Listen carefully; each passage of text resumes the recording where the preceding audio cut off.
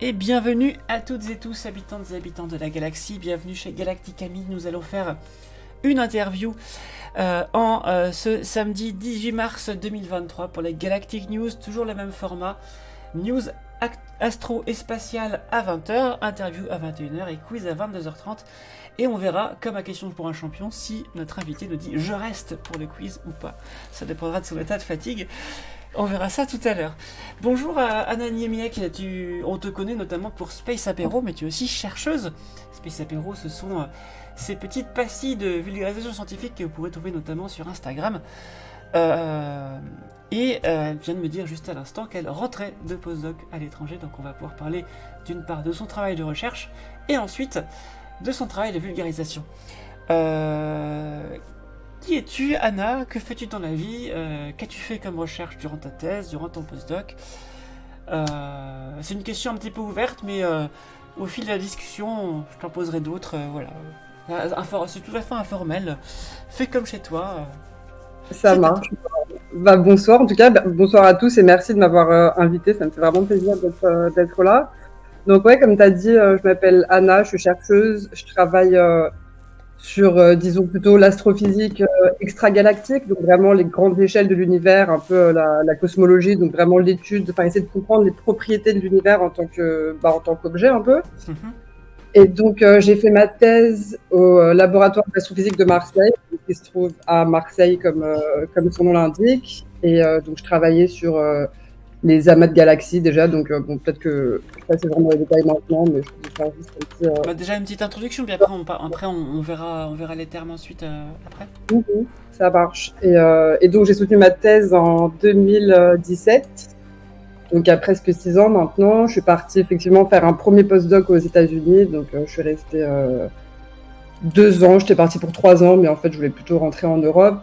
Et après j'ai fait un deuxième postdoc en Angleterre, donc je me rapprochais petit à petit de la France, donc je suis restée 2 ans aussi, 2-3 ans, donc je sais plus exactement. Et là je viens de rentrer, donc il y a quelques mois en France pour encore un troisième postdoc. Donc c'est les postdocs sans fin, mais voilà.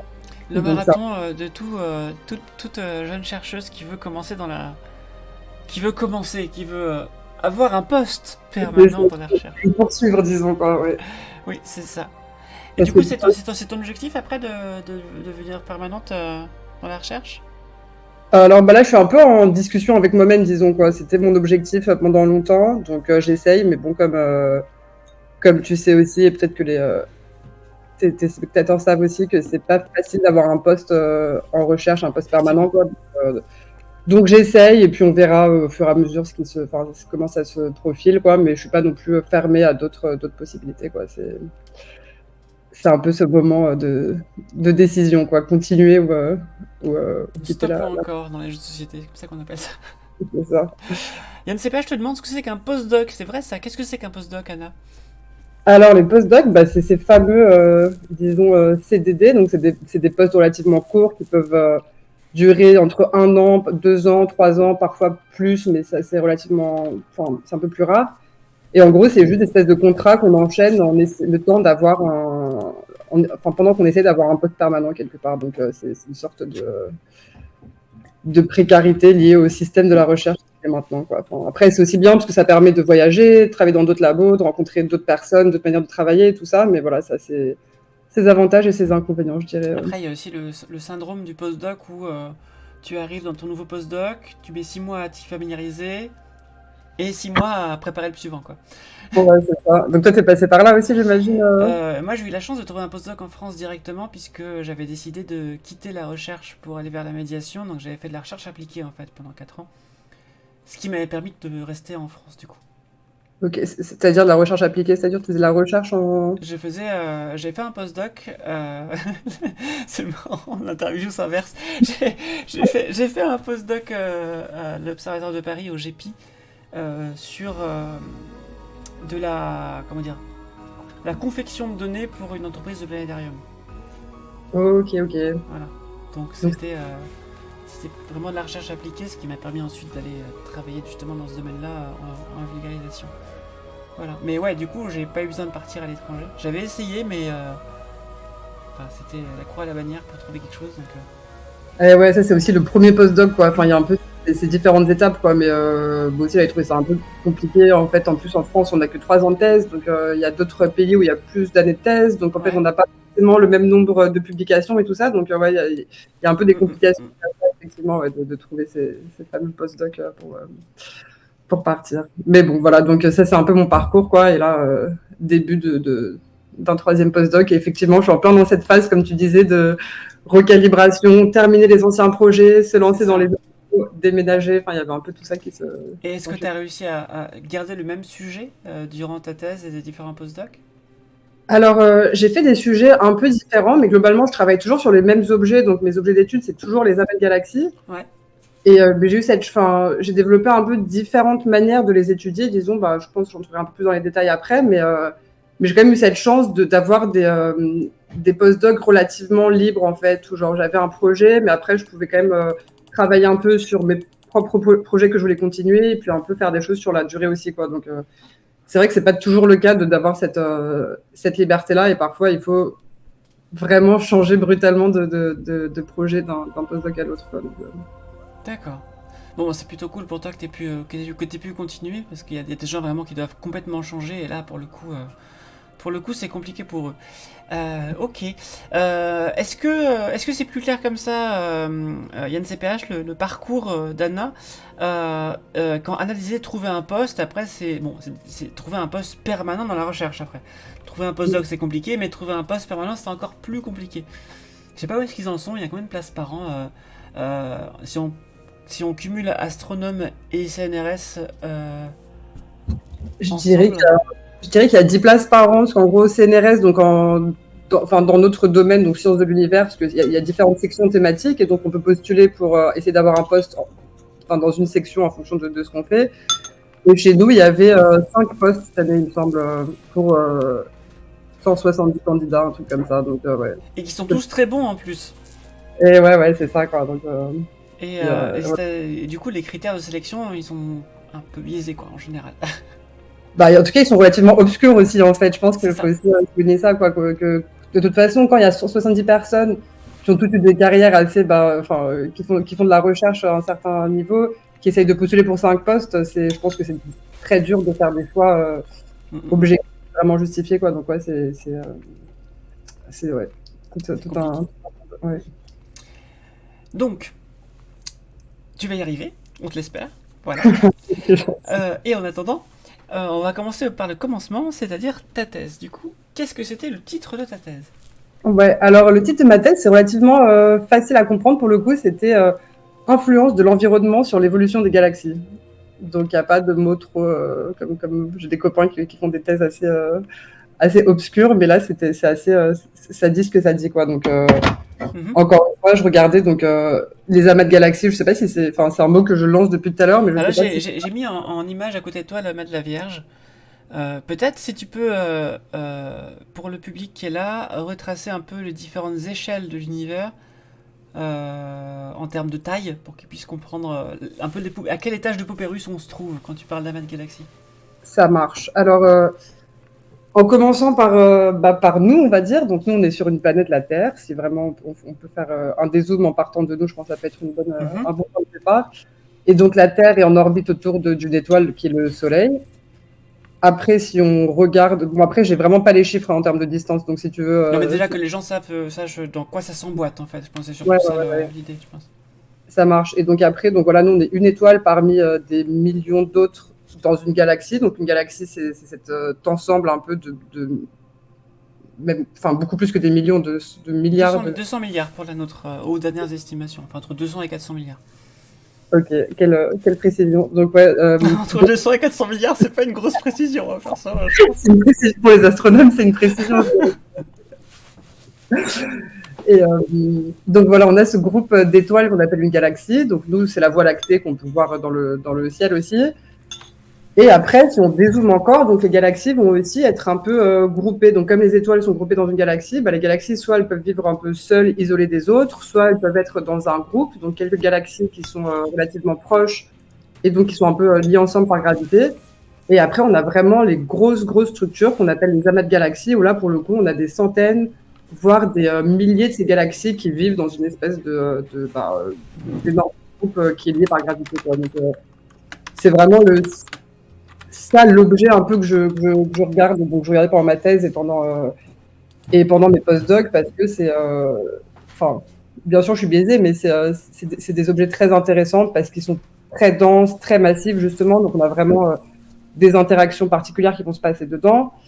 Et aussi parce que, en tant qu'objet très dense, c'est aussi des endroits où il y a beaucoup, beaucoup de matière noire. Et c'est un peu ça le sujet sous-jacent de toutes mes recherches, c'est de comprendre un peu mieux ce que c'est que cette matière noire, comment elle se distribue, du coup, quelles sont ses propriétés, et pour essayer de comprendre qu'est-ce que c'est au final, quoi. Donc voilà, et les amas de galaxies sont des bons endroits pour regarder, vu qu'en théorie, on a beaucoup. On peut se dire, s'il y a des choses à voir, c'est là où on les verra a priori, quoi.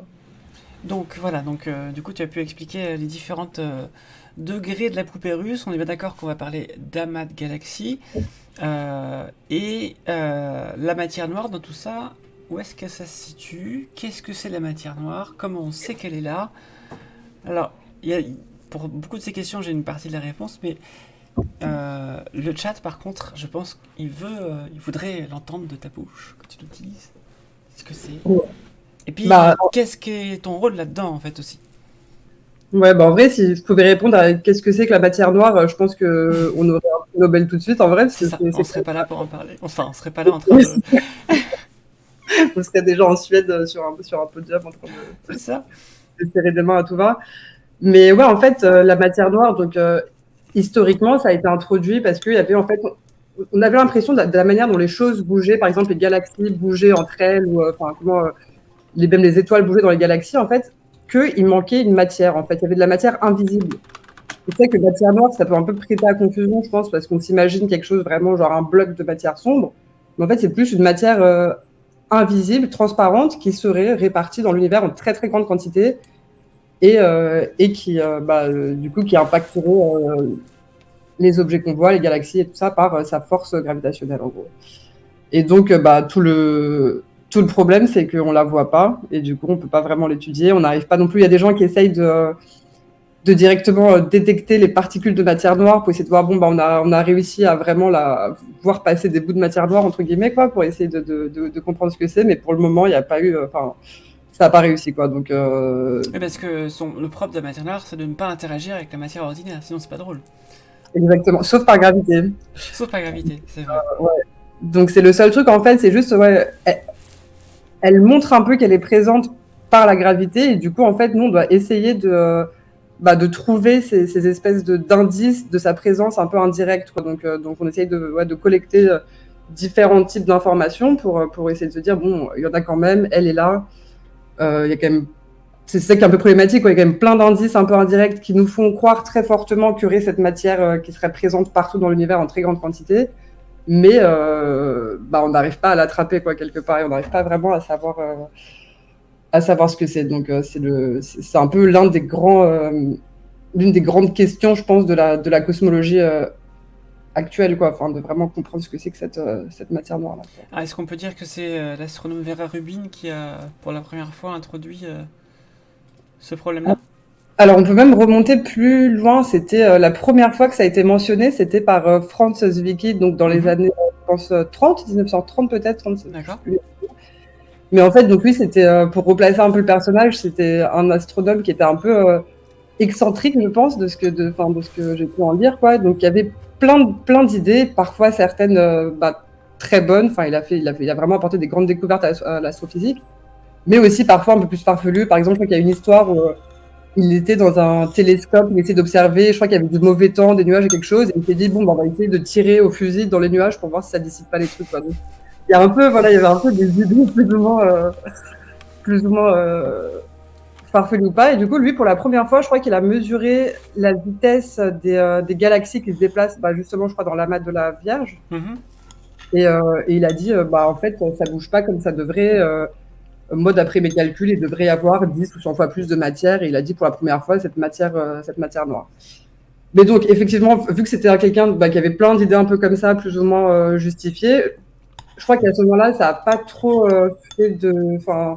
l'idée n'a pas trop pris, en tout cas, quoi. Donc, on s'est dit, il crie au loup, et puis voilà. Exactement, c'est ça. Encore une idée de Zwicky, on va pas forcément se pencher là-dessus. Et donc, je crois encore 30-40 ans, je crois que c'était dans les années 70 que c'est revenu cette idée. Et effectivement, avec l'astronome Vera Rubin, donc, qui a aussi mesuré la vitesse cette fois des étoiles qui tournent dans les galaxies. Et elle a dit la même chose. En fait, ça ne tourne pas à la bonne vitesse. Peut-être il faudrait qu'il y ait de la masse en plus, quoi. Là, j'ai mis du coup sur la gauche, là, j'ai mis la trajectoire la vitesse des étoiles en fonction du rayon de la galaxie, effectivement. Quand on prend les lois de la gravité telles qu'on les comprend, ça fonctionne pas. Est-ce que tu peux nous expliquer un peu plus ce truc-là, peut-être, pour que les gens voient bien de quoi il s'agit? Le pourquoi ça fonctionne pas? Ouais. Ok, ouais, j'essaie juste de setup un peu pour avoir le... Ah oui, c'est vrai que tu es sur ton téléphone, c'est ça? Ouais, je viens d'avoir sur le téléphone. Mais ouais, en gros, en fait, l'idée, c'est que quand on a un système avec plusieurs objets qui vont interagir par gravité, donc même si on regarde la Terre qui tourne autour du Soleil, en fait, c'est la gravité qui va diriger en gros ce mouvement de la Terre autour. Tu m'entends bien? J'ai l'impression que ça... Oui, je t'entends très bien. Mais, ok. Donc c'est la gravité qui va faire bouger les choses en gros, et donc en fonction de combien il y a de matière dans le Soleil et dans la Terre, le Soleil et la Terre s'attirent et il y aura ce mouvement-là. Et donc pour une galaxie c'est pareil en fait, on va voir toute cette matière, donc ces galaxies, ces étoiles, pardon, ce gaz, cette poussière, tout ce qu'il peut y avoir dans une galaxie, et ça va tenir tous ces différents éléments ensemble, fait que la galaxie ne se délite pas quoi, par gravité, tout va rester compact. Et j'espère qu'en fait, les choses vont bouger d'une manière qu'on peut calculer avec, par rapport à la masse des objets. Ouais, notamment les lois de Kepler, le fait que plus on est loin, moins ça va vite, etc. C'est ça. Et donc, je pense que sur l'image que tu as montrée, en fait, on voit la manière dont, la vitesse qu'on prédit donc c'est pour les étoiles ou pour le gaz dans la galaxie. Et en fait, donc on voit que les choses qui sont relativement plus proches du centre de la galaxie devraient à un moment... il y a cette loi de vitesse qui fait que très près de la galaxie, on tourne pas vite, après on tourne plus vite, et après on décroît. Et en fait, sauf que ce qui a été observé ne marchait pas du tout avec ce qu'on calculait par rapport à la masse des galaxies. Pardon, je suis un peu fatiguée aujourd'hui. Pas de souci. Non, mais du coup, ça veut dire que soit la loi est fausse, soit il y a un truc plus lourd qui retient, qui fait accélérer en fait les étoiles, si je comprends bien. Exactement. Ouais, c'est exactement ça. Donc, et en plus, c'est vraiment les moments, ce genre de moments qui sont quand même super intéressants a priori dans la recherche quand il y a un truc vraiment qui fonctionne pas et on se dit faut remettre en cause quelque chose. Effectivement, comme tu as dit, soit est-ce que la gravité fonctionne pas bien à ces échelles, ou est-ce que il y a quelque chose d'autre qu'on n'arrive pas à voir. Alors c'est vrai que souvent quand on explique ça, les gens nous parlent de l'éther en disant oui, mais l'éther c'est ce qu'on pensait avant qui peuplait l'espace, puisque on comprenait pas que la lumière pouvait se propager dans le vide, etc. Il fallait un milieu pour avoir des vaguelettes dessus, et c'était pas ça. Et moi on m'a souvent dit, oui, mais du coup la matière noire, est-ce que c'est pas pareil, etc. Alors qu'est-ce qui fait qu'on sait que c'est la matière noire et pas un problème de loi physique aujourd'hui? Est-ce qu'il y a suffisamment d'indices qui nous disent que si, c'est bien ce truc-là qui est là présent? J'ai envie de dire quand même, on ne sait pas complètement tant qu'on n'aura pas vraiment détecté cette matière noire, qu'on n'aura pas vraiment trouvé. Mais le truc, c'est que pour le moment, et il y a des gens aussi qui travaillent sur l'alternative, d'essayer d'étudier des théories de relativité de gravité modifiée pour voir si on peut... théorie monde, c'est ça? Ouais, par exemple. Je pense qu'il y a différentes versions qui existent, mais de voir si on ne peut pas changer un peu la gravité à certaines échelles, parce qu'il y a des échelles où ça marche très bien et bon, on ne peut pas trop y toucher, mais voilà, pour voir si on ne peut pas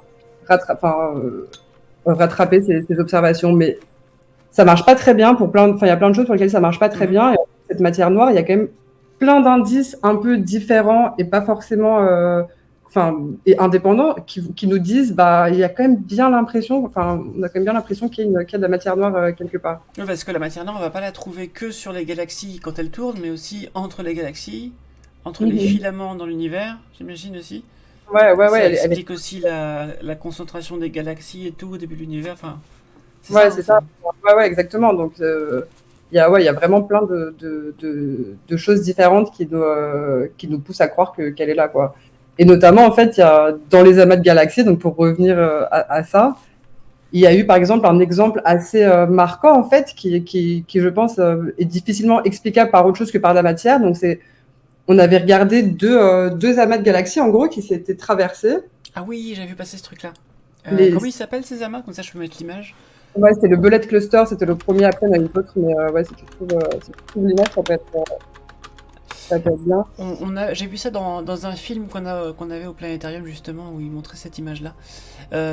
C'est bon, je l'ai là. Du coup, tu vas pouvoir la commenter si Ah, tu ouais, veux. C'est celle-là, hein? alors, j'essaye de voir, mais ouais, je pense que c'est ça. Et en gros, ouais, exactement. Et en fait, l'idée, c'est qu'on a plusieurs manières de voir où est la masse dans ces objets. Donc, soit on peut juste regarder où sont les étoiles, donc ce qui est visible. Donc, ça, c'est vraiment, enfin, voilà, vous pouvez le voir vous-même. Là où il y a des gros points, enfin, il y a aussi des étoiles, mais là où sont les galaxies. Après, il y a aussi beaucoup de gaz dans les amas. Donc, c'est du gaz chaud qui va émettre de la lumière en rayon X. Donc, ça aussi, on peut le détecter directement et on peut voir où est réparti ce gaz. Et donc, imaginez ce qui se passe. Et il y a beaucoup, beaucoup de matière dans ce gaz, beaucoup plus que dans les galaxies qui sont dans l'amas. Et donc, imaginez ces deux amas de galaxies qui se croisent, donc qui se sont traversés.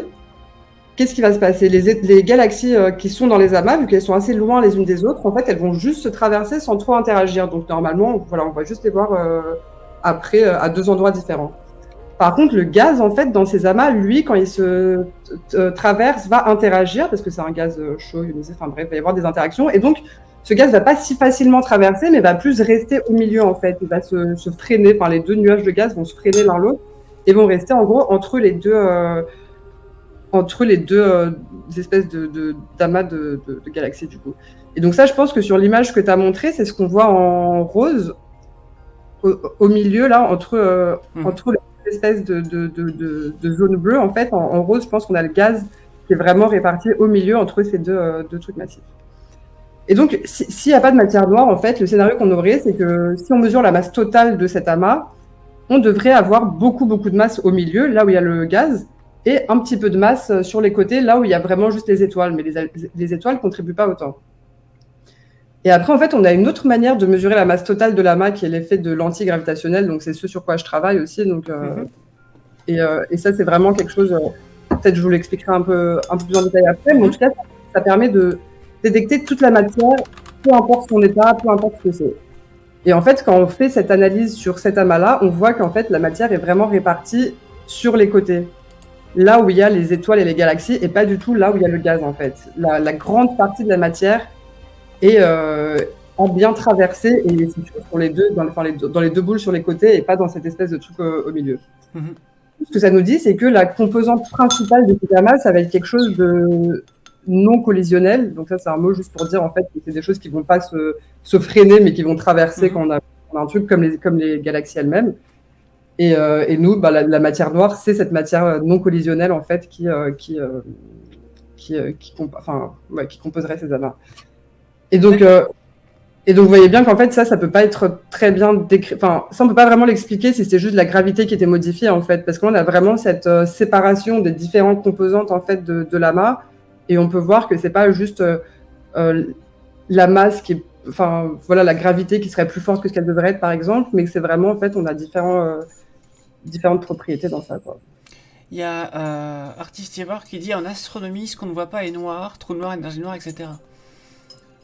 C'est ce qu'on ne comprend pas aussi, je pense. Ouais. L'énergie noire, c'est vraiment la deuxième grande mystère, ouais. Mais, donc si vous ne comprenez pas le titre de la thèse de quelqu'un, vous dites que c'est une thèse noire. Mais c'est vrai que c'est pas très imaginatif quand même, quoi. Genre, on se dit, J'avais un ami, un astrophysicien, qui me disait que pour les astronomes, une vache, c'est une boule. Voilà. Ouais, c'est vrai. J'ai un copain qui a commencé sa thèse avec une blague, je crois, sur les vaches, les vaches circulaires. Mais c'est... Oui, parce que pour nous, c'est trop petit, les vaches, c'est pour ça. À la fois, les vaches, c'est trop petit, mais en même temps, quand tu fais la cosmologie, tu parles aussi de particules, quand tu fais du plasma aussi, donc... Un petit peu... Ouais. Disons que les vaches, c'est ni trop gros, ni trop petit. Enfin, c'est à la fois trop gros et trop petit. C'est ça, c'est dans aucun des régimes qui sont vraiment intéressants, ouais. Merci pour le follow, Jérém Ptérodactyle. Merci beaucoup. Rotten Skull nous dit: ces distributions de matière noire, d'après les mesures et les observations, quelle est notre précision de mesure? À combien de kilomètres d'années-lumière on peut dire là il y en a et ici il n'y en a pas? C'est intéressant ça. Comment Qu'est-ce qu'on a réussi à caractériser sur cette matière noire? Alors, Outre que ce qu'elle ne fait pas, parce qu'on sait ce qu'elle fait pas, ouais, mais est-ce qu'on a une idée de ce qu'elle fait, ce qu'elle est, où est-ce qu'elle se trouve, à quelle taille ça peut avoir? bah en fait, quelle taille en tant que en fait, ce qu'on arrive à vraiment plutôt bien mesurer, du coup, c'est quand on regarde certains objets comme ces amas de galaxies ou même des galaxies individuelles, on arrive à plutôt bien contraindre où est-ce qu'il y en a en quelle quantité. Par exemple, quelle va être la forme du halo. On appelle ça des halos, en fait, les boules de matière noire dans lesquelles vivent les galaxies. Et donc ça, bon après, toujours comme on disait tout à l'heure, c'est toujours la précision en astro, c'est pas forcément une vraie précision, quoi, mais ça va être, par exemple, je saurais pas comment bien dire ça. Mais on arrive quand même à assez bien le contraindre avec cet effet de l'antigravitationnel, par exemple, à vraiment dire là il y a de la matière, il y a tant de matière, et après on peut dire on sait aussi qu'il y a tant de gaz parce que le gaz on le voit directement et il y a tant de galaxies, donc on peut être assez précis. On peut arriver à faire une carte de la matière noire dans un amas d'étoiles, dans un amas de galaxies, pardon. Ouais, complètement. En vrai, c'est des choses que je fais pas mal du coup aussi pendant mes postdocs là, d'essayer de voir des amas, et en fait avec des données spatiales, notamment avec Hubble et maintenant avec James Webb, avec le James Webb, en fait on a vraiment cette possibilité d'observer beaucoup d'effets de l'antigravitationnel, disons, et de voir beaucoup de galaxies d'arrière-plan qui sont déviées donc par la gravité. Et grâce à ça, on a vraiment des cartes très précises de cette distribution de matière. Ouais.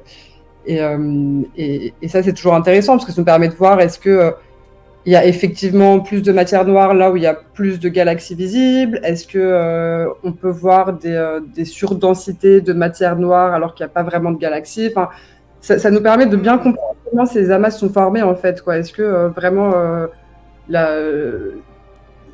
est-ce que la matière visible suit la distribution de la matière noire? Est-ce que après, comment ces amas se connectent à la distribution à grande échelle aussi? Enfin, il y a vraiment voir comment toutes ces choses sont un peu liées les unes aux autres, quoi, parce que c'est aussi un peu ce que tu disais tout à l'heure, que la matière noire est aussi nécessaire dans nos modèles de formation d'univers, donc dans nos modèles cosmologiques, parce que d'après ces modèles, c'est vraiment la distribution de matière noire à grande échelle qui est un peu drivé, je sais pas comment dire ça en français, mais qui a vraiment généré un peu la formation des premières structures et qui a après attiré les étoiles dans ces halos de matière noire, et qu'en fait on aurait vraiment une connexion entre tout ça, quoi. Donc ouais, c'est un petit peu le chien de berger de l'univers en fait.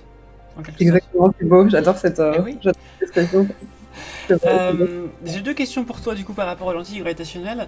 Si je comprends bien, c'est d'après le schéma que j'ai mis sur la gauche là, tu as une galaxie ou un amas de galaxies qui va déformer la lumière de ce qui est derrière, et on est capable de savoir si la déformation correspond à ça ou si ça correspond à quelque chose qui est plus massif que ce qu'on voit. Et du coup, c'est comme ça qu'on sait qu'il y a de la matière noire à cet endroit-là?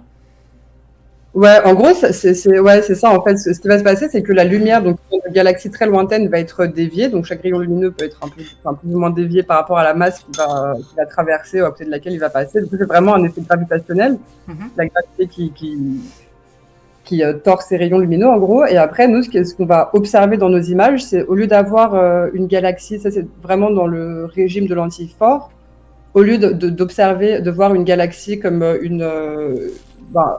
un disque ou une ellipse, en fait, on peut voir des arcs extrêmement allongés. Donc ça, on peut trouver des images, c'est vraiment très beau en plus comme effet. On appelle ça aussi des mirages gravitationnels. Et cette déformation, en fait, va complètement dépendre de ce qu'il y a comme masse dans l'objet lentille, donc l'objet massif qui va dévier cette lumière. Ouais, voilà, par exemple. Et c'est assez fou, en fait. On dirait un truc assez, même sorti d'un film de science-fiction, presque. Enfin, ça n'a pas vraiment l'air d'être on dirait pas un effet naturel à première vue. Interstellar, en vrai. Ouais, exactement. C'est ça, on voit autour du trou noir dans Interstellar, il y a l'antigravitationnel aussi assez impressionnant. Est-ce qu'on a vu des lentilles gravitationnelles par quelque chose qui semble n'être rien? C'est-à-dire que, imagine, tu as un gros nuage de matière noire, il n'y a pas de galaxie dedans, et tu vois quand même un effet de lentille. Est-ce qu'on a déjà vu des choses comme ça? Je pense pas qu'on ait vu, mais je pense que c'est quelque chose qui serait super intéressant à voir. Mais là, pour le coup, ce serait une preuve concrète, parce que là, s'il n'y a pas de galaxie, ça fait une déformation, quoi. Ouais, non, c'est clair. Après, on peut toujours imaginer que c'est une galaxie qui serait, je sais pas, complètement obscurci par de la poussière ou quelque chose, mais en tout cas, ouais, ça serait hyper intéressant de voir ça. Mais à ma connaissance, on n'a pas encore observé. J'espère que je ne me trompe pas, mais bon. Peut-être avec le James Webb Telescope aussi, là, avec ces nouvelles images, qui sont encore plus belles et plus profondes que ce que donnait Hubble, on va peut-être observer des choses comme ça, qui sait. Mais en tout cas, ouais, c'est un truc assez. C'est un effet vraiment puissant pour tracer cette matière, quoi. Enfin, c'est vraiment quelque chose qui dépend de rien à part de la gravité. Donc, on peut se dire, là, il n'y a pas de biais de savoir quel est l'état de la galaxie ou de la mate galaxie. Est-ce que, voilà, c'est du gaz, c'est des étoiles, machin. Non, là, c'est vraiment que la gravité qui nous dit ce qui se trouve là, quoi. Ok. Et, ouais. Ah oui, on parlait des filaments de galaxies. Sur une image Attends, je vais prendre l'image de filaments de galaxies. Filaments galaxies. Une question de Rotenskull. Voilà. Sur une image de filaments de galaxies comme ça. Tac. Dans les bulles entre les filaments, il n'y a rien, il y a de la matière noire. Qu'est-ce qu'il y a? Donc, il y a beaucoup moins de matière, en fait. C'est ce qu'on appelle des vides cosmiques, je dirais. Et en fait, c'est vraiment juste des zones sous-denses. Donc, il peut y avoir quand même quelques galaxies, mais il y en aura beaucoup moins que dans que dans les filaments. Ouais, c'est très parlant, en fait, comme image. Quand on parlait tout à l'heure des différentes échelles de l'univers, là, où on partait de nous pour arriver aux amas de galaxies. Là, c'est quand on regarde encore à plus grande échelle. Donc là, c'est pas des vraies observations, c'est des simulations numériques, donc qui sont produites par ordinateur, mais en mettant tout ce qu'on sait déjà de comment l'univers marche. Et en gros, en fait, là, on a une telle échelle que un petit point, ça va être déjà un gros groupe de galaxies ou un amas de galaxies, quoi. Et on voit vraiment que, en fait, ces amas, après, sont encore structurés à grande échelle et on a vraiment cette espèce de toile cosmique avec des gros... Enfin, entre les filaments, qui sont vraiment comme ça, on a des gros nœuds de la toile cosmique où il y a beaucoup, beaucoup de matière. Après, on a ces filaments qui sont un peu moins denses. Et enfin, on a ces vides qui sont encore moins denses. Donc, il peut y avoir quelques galaxies, mais quand même beaucoup moins. Et en vrai, c'est intéressant parce que ces vides eux-mêmes, donc c'est un peu l'opposé des amas de galaxies que moi je regarde, mais en fait, il y a aussi des gens qui vont essayer de comprendre mieux l'univers en regardant ces vides-là, en les regardant, en essayant de les trouver dans les observations, et après en comptant les vides, en mesurant leur taille, et donc en voyant combien il y a de vides en fonction de leur taille, d'essayer de contraindre un peu l'histoire de l'évolution de l'univers. Donc c'est aussi, c'est marrant, c'est plus récent que l'étude des amas, je pense, parce qu'on pense peut-être plus d'abord à étudier le truc qui est en excès plutôt que le truc qui est vide au final. Enfin, ça devient aussi un objet d'étude de plus en plus. Est-ce que c'est vide seulement de matière ordinaire ou est-ce que c'est aussi vide de matière noire, ces endroits-là? C'est aussi vide de matière noire. En fait, là, je pense que la carte qu'on voit, c'est la distribution de matière noire dans cette simu. Donc, donc c'est vraiment la matière noire qui tisse les filaments et la matière ordinaire est juste traînée en fait par la matière noire dans ces structures-là. Ouais. Je pense que ça aussi, il y a des vidéos qui sont pas mal de certaines simus. Donc, où on peut voir vraiment, par exemple, si vous regardez les vidéos de Illustris ou TNG, où vous pouvez vraiment voir en fait déjà l'évolution au cours du temps de cette simu, donc comment ils ont trouvé par ordinateur en fait du début des conditions initiales, donc un peu après le Big Bang, quand on voit cette matière qui est plus ou moins lisse, et au fur et à mesure du temps, en fait, par gravité, comment se forment ces filaments, ces vides et tout ça, quoi. Donc c'est assez beau, et je pense qu'il y en a aussi où ils montrent un peu, ils alternent entre matière noire, galaxies, donc étoiles, gaz et tout ça, où on peut voir vraiment les différentes composantes comment elles se suivent en gros, quoi. Tu veux dire, ils partent de cette image du fond diffus avec les premières granularités et ils en déduisent ensuite les filaments de galaxies qu'il va y avoir ensuite, c'est ça? Ouais, c'est ça. Enfin, ouais, exactement. Ils mettent ces conditions initiales-là du fond diffus cosmologique en tant que dans leur simu, quoi. Enfin, en tant que chiffre, et après ils font évoluer ça avec la gravité, avec les différentes forces qui font évoluer les galaxies et qui créent des nouvelles étoiles et tout ça, quoi. Ouais. Je regarde ce qu'il y a d'autre comme question. H-Trouve dit, ça me fait penser à un fun fact à propos de l'astrophysicien Fritz Zwicky. Il traitait ses collègues de spherical bastards parce que d'après lui, ils étaient idiots, quelle que soit l'angle d'observation. Bah ouais. C'est pas mal ça. Bah, ouais, ouais. Et ça marche bien. Du coup, c'est le même Franz Wiki enfin, qui est le premier à avoir parlé de matière noire là, et qui tirait sur des nuages. Donc le personnage est cohérent a priori. Arlatis demande, est-ce qu'on sait pourquoi il y a du vide entre les galaxies, du coup, entre les filaments et tout ça? Ben, peut-être, du coup, ce qu'on est en train de dire là, Arlatis, ça peut-être répond un peu à ta question, c'est que, tu vois, la première image de l'univers, 300 000 ans après le Big Bang, à peu près, ça avait cette taille-là, cette tête-là, avec des surdensités, des sous-densités, et c'est à partir de ça, c'est ce que raconte Anna, qu'on peut simuler, en fait, des filaments de galaxies, des vides entre elles, quoi. Après, je sais pas. Moi, je sais pas, je suis pas spécialiste, je sais pas à quoi sont dues ces différences de densité, peut-être toi tu sais. Sur le... Ouais. C'est quoi ton domaine de recherche juste, enfin, Moi, j'ai fait de la planétologie et de la physique stellaire, donc c'est un petit peu. Ah, ok. Trop cool. Ouais, vraiment différentes échelles, mais ouais, ok.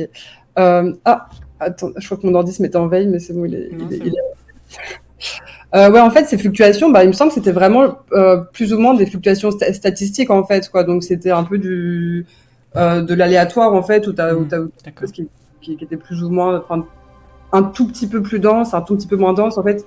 Sur la photo que tu montres là, du fond diffus cosmologique, en fait, on a l'impression qu'il y a des grandes variations de densité avec des Genre, zones c'est tout petit.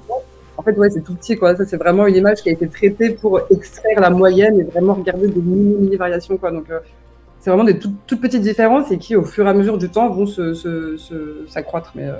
D'ailleurs, c'est tellement petit que quand Penzias et Wilson ont observé ça la première fois, ils avaient le même signal partout. Hein. Ouais, bah oui, c'est ça, ça a mis du temps de voir vraiment ces fluctuations-là, quoi. Déjà, c'était mesurer ce signal, ça a été, je pense, une première découverte assez incroyable, quoi. Et après, de voir ces fluctuations, c'était la deuxième étape au final, ouais. Et il me semble, si je ne me trompe pas, d'ailleurs ce signal, on le reçoit dans les vieilles télés quand il y a la neige. Je crois qu'il y a un truc comme ça, non? Où en fait, ouais, ça en fait partie, il y a une partie de ce signal-là, ouais. Bah, c'est un rayonnement micro-ondes en fait qu'on reçoit. Donc, dans tout ce qui reçoit des micro-ondes, il y a une petite partie qui doit venir de ça, une grosse partie qui doit venir, je pense, des parasites. Quand on est même des astronomes, parfois on peut se tromper, on peut observer un truc super bizarre dans l'univers alors que c'est le micro-ondes de la salle en dessous. Je sais pas si c'est ça. Truc-là. Des astronomes qui voyaient toujours le même signal à la même heure, comme ça, c'est super bizarre. En fait, c'était le micro-ondes de la salle de pause en dessous qui. C'était pas pour les ondes gravitationnelles, ça, ou un truc Non, je crois que c'était un truc justement à 2,5 GHz. Du coup. Ah oui, ok. Et ils observaient à 2,5 GHz et leur micro-ondes fonctionnait à 2,5 GHz et du coup ça foutait la merde. Ouais, je pense qu'il y a vraiment des effets tellement fins parfois que effectivement, genre, tout peut être une source de bruit, une source de parasitage. Est-ce que vous avez tout compris pour l'instant dans le chat? Dites-nous si vous avez des questions encore sur la matière noire, si je crois qu'il y en a une que j'ai ratée tout à l'heure, c'était la proportion de matière noire dans l'univers par rapport à la matière normale. Yann CPH, c'est ça. Ah oui, c'est vrai. C'est vrai que j'ai pas dit. C'est une très bonne question. Il y a 5 fois plus, un truc comme ça, 4 à 5 fois plus de matière noire que de matière ordinaire. Donc c'est pour ça que c'est pas un détail en fait, la matière noire. Il y a vraiment, c'est vraiment la composante matière qui est la plus présente dans l'univers. Et c'est pour ça que dans nos modèles, comme je vous disais tout à l'heure, c'est la matière noire qui va former les structures parce que c'est elle qui est là en grande quantité, c'est elle qui va faire le plus de gravité, qui va après rediriger comme un chien de berger, comme tu l'as si bien dit. Là sur Wikipédia, j'ai 68,3% d'énergie sombre, 26,8% de matière noire et 4,9% de matière ordinaire. Ouais, donc c'est un peu plus que 5 fois. Et encore, dans la matière ordinaire, il y a la matière ordinaire sombre et la matière ordinaire qui fait de la lumière. Et ça, c'est encore une toute petite partie. C'est comme tu disais tout à l'heure, il y a effectivement des très gros nuages de gaz entre les galaxies, dans les galaxies, qui sont pas visibles. Ou très peu. Ouais. Et du coup, l'énergie sombre, pour parfaire le tableau, qu'est-ce que c'est que l'énergie sombre? Ouais, alors l'énergie sombre, je pense, c'est un truc qu'on comprend encore moins pour le coup. Donc, c'est un peu, enfin, c'est un peu ce qui est intéressant, mais aussi un peu peut-être frustrant dans la cosmologie en ce moment, c'est que on a un super modèle cosmologique qui marche très bien avec beaucoup d'observations, mais on comprend pas 95% de ce qu'il compose, quoi. Donc, l'énergie sombre, en fait, ça a été introduit pour expliquer une autre observation, en fait, qui n'était pas conforme à ce qu'on pensait. Ça a été donc dans les années fin des années 90, je crois, il y a eu des observations qui ont montré en fait que l'univers non seulement est en expansion, mais que cette expansion s'accélère. Alors qu'en fait, jusqu'à maintenant, ce qu'on pensait, c'est que, étant donné la gravité, en fait, voilà, l'univers s'expand, mais logiquement, cette expansion devrait plutôt être ralentie au fur et à mesure du temps, parce que la gravité aurait tendance à peut-être retenir les choses les unes avec les autres. Donc avant, le modèle cosmologique, c'était bah oui, l'univers est en expansion, mais un jour, ça va peut-être s'arrêter, voire même retomber. Et en fait, bah, dans la fin des années 90, il y a 2 groupes de chercheurs qui ont montré non, enfin cette expansion déjà ne décélère pas, mais en plus elle s'accélère. Et donc pour pouvoir tenir compte en fait de cette accélération dans les modèles, ils ont rajouté ce qu'on appelle cette énergie noire ou constante cosmologique. Mais après, enfin voilà, c'est encore, enfin ça c'est vraiment encore plus mystérieux quoi. Pour vraiment avoir un sens même physique de ce que représente cette énergie noire, c'est très difficile je pense quoi. Enfin c'est vraiment un peu enfin ouais, une sorte d'addition au modèle quoi pour pouvoir correspondre à ce qu'on observe. Ouais, donc là, il y aurait plus de possibilités que ce soit une incompréhension qu'on ait plutôt qu'un truc qui existe. Peut-être que la matière noire, c'est vraiment un truc qui existe parce on a vraiment des preuves. Est-ce que je me trompe en disant ça ou pas? Bah après, le truc, c'est qu'on a quand même des preuves qui sont aussi assez fortes, en fait. Quoi. L'accélération de l'expansion, je pense que c'est dur de la contester aussi, mais peut-être. Après, il y a aussi des possibilités peut-être théoriques que, par exemple, bah, on a et la matière noire et l'énergie noire, on comprend aucune des deux. Bah, peut-être qu'en fait, il nous manque une pièce du puzzle qui pourrait expliquer les deux. Ça serait vraiment une très belle solution, même si pour le moment, je pense qu'on est très loin de la trouver, mais enfin, on peut imaginer des scénarios comme ça, comme quand la relativité générale est arrivée, on avait pas mal de choses aussi, enfin quelque chose qu'on comprenait pas aussi, des observations qui matchaient pas avec bah, la théorie de la gravité qu'on avait à l'époque, la gravité de Newton. Et en fait, bah, c'était vraiment un changement un peu de perspective de voir la gravité sous forme de relativité, enfin, expliquée par la relativité générale, et qui a permis d'expliquer plein de choses d'un coup. Donc peut-être qu'effectivement, il faut ce nouveau saut un peu théorique pour réussir à expliquer tout ça d'un coup, et ça serait vraiment, ça serait très beau, mais ouais, pour le moment, je pense que tout ce qu'on peut faire, c'est essayer de contraindre le mieux possible les propriétés de ces deux trucs en parallèle, l'énergie noire et la matière noire, et voir si ça nous, bah, si on arrive à comprendre un peu mieux ce qui se passe, quoi. Ok. Très bien. Est-ce que vous avez d'autres questions sur ce sujet-là ou est-ce qu'on peut passer du coup à la suite? Je te propose qu'on parle un petit peu de tes postdocs. Est-ce que tu as fait. Donc, tu n'as pas fait exactement le même sujet, mais tu as quand même pu continuer. Est-ce que tu as toujours travaillé ensuite sur les amas de galaxies, la matière noire des amas de galaxies? Il y a eu des petits changements, des petites précisions peut-être? En fait, j'ai tout le temps travaillé là-dessus, mais de manière différente. Donc, pendant ma thèse, au final, j'ai pas vraiment même dit ce que je faisais pendant ma thèse. Mais pendant ma thèse, ce que je regardais, c'était vraiment les galaxies qui composent les amas de galaxies. Donc, pour essayer de comprendre comment se former ces objets, au lieu de les regarder dans leur ensemble, en fait, j'essaie de voir les propriétés et l'évolution de ces espèces de pièces individuelles, quoi, de toutes ces petites galaxies qui les composent. Et voir comment les étoiles dans ces galaxies évoluent au cours du temps, mais aussi bah, comment leur petit halo de matière noire, parce qu'en gros, faut voir ça un peu comme les amas de galaxies, on a un gros halo de matière noire, et dedans on a plein de petits sous-halos, ce qu'on appelle, donc voilà, des boules dans des boules en gros, donc c'est pas comme distribution de matière. Et donc essayer de voir bah, comment se distribuer la matière noire dans ces espèces de petites structures qui se trouvent dans les amas. Donc ça c'est vraiment pour ma thèse, essayer de voir ces petites pièces individuelles. Et après, pendant mon postdoc, je suis passée sur plus des études de ces amas en regardant des amas individuels, mais dans leur globalité en fait. En regardant, bon, bah, là je vais regarder un seul amas avec des données très profondes, donc là c'est avec des données de Hubble, et essayer de justement cartographier très précisément où était la matière noire dans, dans chaque amas. Donc c'est pour ça que je disais que c'est des trucs assez similaires en termes de thématiques, essayer de voir comment la matière noire et la matière ordinaire se répartissent dans ces amas, mais un peu complémentaires, quoi, entre regarder des études un peu statistiques de galaxies, comment elles évoluent en moyenne, et après passer 2 ans à regarder un amas et à essayer de voir comment, quelles sont ses propriétés, quoi. Et en plus, même en termes de, en astro, ce qui est même intéressant, c'est que tout ce qu'on a pour essayer de comprendre les choses, c'est des images du ciel, quoi. C'est vraiment juste des données. On n'a pas, il y a peut-être certains sous-domaines de l'astro, mais en cosmo, on n'a pas d'expérience à faire en labo, quoi. Donc il y a aussi les différents types de données qu'on peut avoir et qu'on peut utiliser pour observer différentes choses, quoi.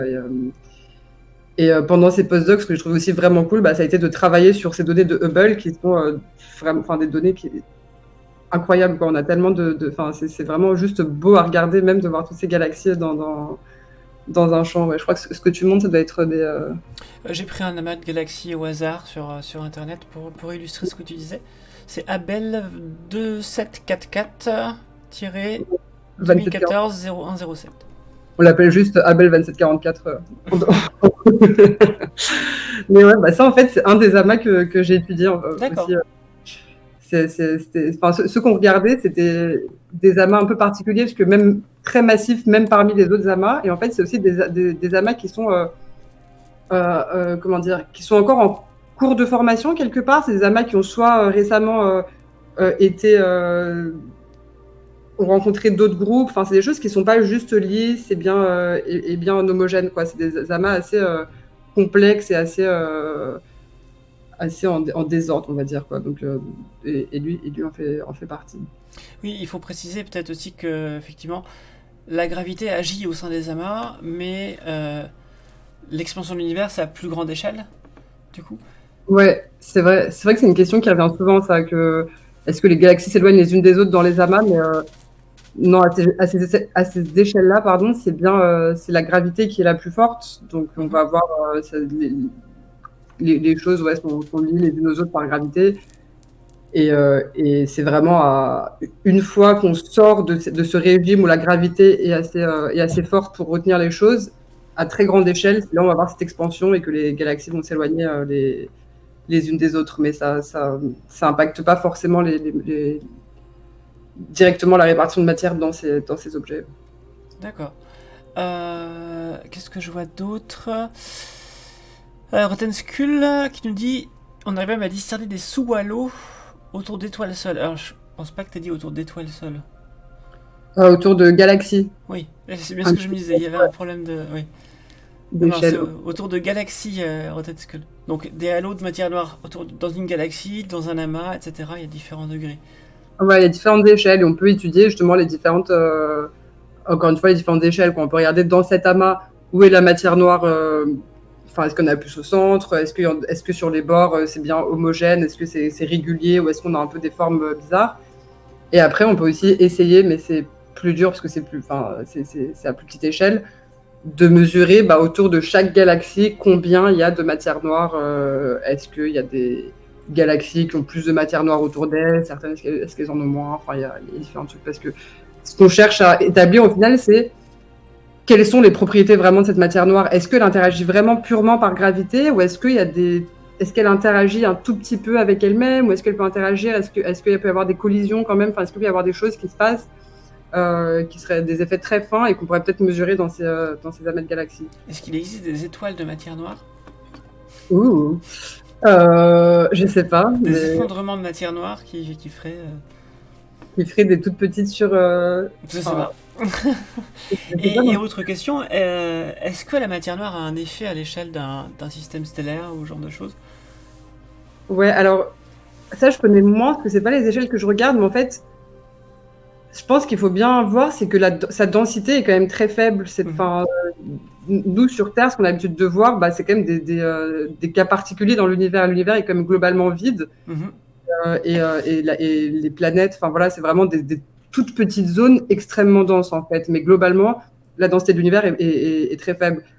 Et donc j'ai plus les chiffres en tête, mais il me semble que au niveau du système solaire, la densité, ça serait peut-être de quelques particules de matière noire au kilomètre carré. Il y a vraiment, je dis des chiffres un peu au hasard, quoi. C'est une précision vraiment d'astrophysicien pour le coup, mais c'est très faible. Donc c'est ça aussi qui rend cette détection si difficile, parce qu'on a c'est tellement peu dense qu'en fait, pour avoir vraiment cette matière noire qui interagirait avec les détecteurs et tout ça, je pense que c'est pas si facile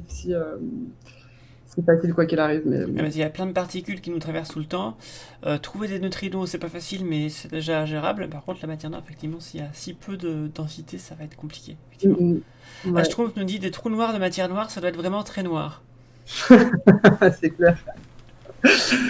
Et peut-être que. De toute façon, est-ce qu'un trou noir, oui, si c'est de la matière normale, mais ouais, il y a peut-être des.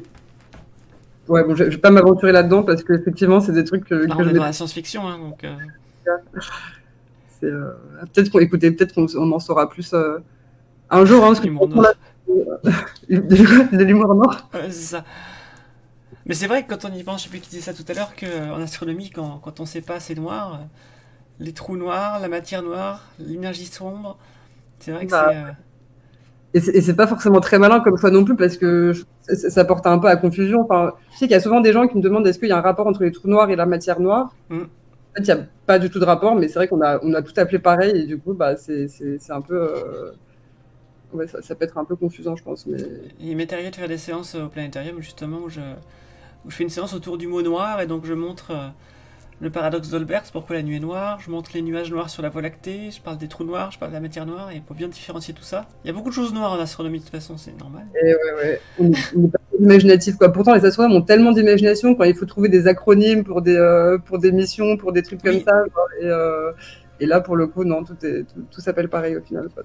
Rotenskul nous dit est-ce que l'énergie noire serait pas quelque chose de géométrique? Mes cours de Cosmo remontent à loin, mais à l'époque, Einstein ne savait pas de quel côté de l'équation mettre cette constante. Donc ça, c'est plus l'énergie noire, du coup. J'ai l'impression, ouais. Oui, Ouais, l'énergie noire. Tout à ouais. fait. Quelque chose de géométrique, bah, ouais, vraiment, ça pourrait, oui, c'est ça. Est-ce que c'est vraiment Sur une la énergie? forme de l'univers, c'est ça? S'il est plat, s'il est en châle de cheval, tout ça, c'est ça? Je sais plus. Bah, ça, c'est encore différent. Ça, je pense que il y a un autre facteur dans les équations d'Einstein qui vont dire effectivement est-ce que l'univers est plat, courbé dans un sens ou dans l'autre. Mais globalement, on est quand même très proche d'un univers plat d'après les observations. Mais c'est plus, ouais, est-ce qu'on considère cette énergie noire comme une énergie physique ou comme quelque chose de géométrique? Mais j'avoue que c'est un peu, enfin, Un artefact des lois de la physique, tu voudrais dire? Plutôt qu'une présence vraiment? ouais, enfin, Moi, je suis pas cosmologiste, alors je sais pas du tout. ouais. J'avoue que c'est pas trop ma spécialité, l'énergie noire, quoi. Et je trouve ça parfois un peu, enfin, c'est tellement peu saisissable en termes physiques que genre c'est difficile de se représenter bien. Il y a une possibilité, donc quand on parle vraiment d'énergie, donc ouais, il y a ce côté peut-être géométrique, la constante cosmologique effectivement, qui serait ouais, quelque chose une propriété de l'univers, disons, de sa géométrie. Mais après, on parle aussi sinon d'énergie. Parfois, on en parle sous forme d'énergie du vide. Et ça, je trouve que ça peut être assez parlant en fait, même si bon, puisque enfin, on peut aussi débattre sur ce que ça veut dire une énergie du vide. Mais de se dire, bah, en fait, quand l'univers est en expansion, quelque part, il y a de plus en plus de vide. Et en gros, si cette énergie du vide augmente, enfin, ça pourrait entraîner cette accélération, en fait, quoi, que plus il y a de vide et plus il y a de vide quelque part. Donc, forcément complètement exact, mais au moins, ça permet de se donner une intuition un peu sur ce que pourrait être cette énergie noire-là et comment elle ferait accélérer l'expansion, en gros. Il y a Mandalore qui dit on devrait appeler ça la matière. Je sais pas. Bon, on en est un peu là pour le moment, en vrai. Hein. C'est vrai que c'est. Lyon demande si t'as des ressources pour vulgariser, pour comprendre toutes ces histoires de matière noire, d'énergie sombre. Si t'as des conseils de choses à lire, peut-être. Ouais, alors, faudrait que je réfléchisse. Bah, voilà, j'ai rien qui me vient maintenant, mais peut-être que, je sais pas si t'as des commentaires après sous ta vidéo, je pourrais essayer de poster poster des trucs sur. J'ai envie de dire, Dayon commence par regarder peut-être la page wiki sur la matière noire déjà. Je pense que tu peux trouver des choses. Et alors après, il y a peut-être des collègues vulgarisateurs et vulgarisatrices qui ont fait des vidéos dessus. J'ai pas ça en tête, mais je pense que ça va pouvoir se trouver. Regarde peut-être du côté de balade mentale ou de science étonnante, peut-être, en français. Ouais, je pense. Ouais, il doit y avoir. Ouais. Ouais, il doit y avoir. Je pense que Peut-être que l'Isoire a dû faire des vidéos dessus aussi, je pense. Ça va pouvoir se trouver, je pense. Science étonnante, on avait une bien, je crois. Il y a aussi Kurzgesagt, qui a dû faire des choses dessus, je pense. En plus simplifié encore. Moi, je vais te poser comme question, du coup, Anna, tu vas commencer un nouveau postdoc en France. Est-ce que c'est toujours le même sujet déjà?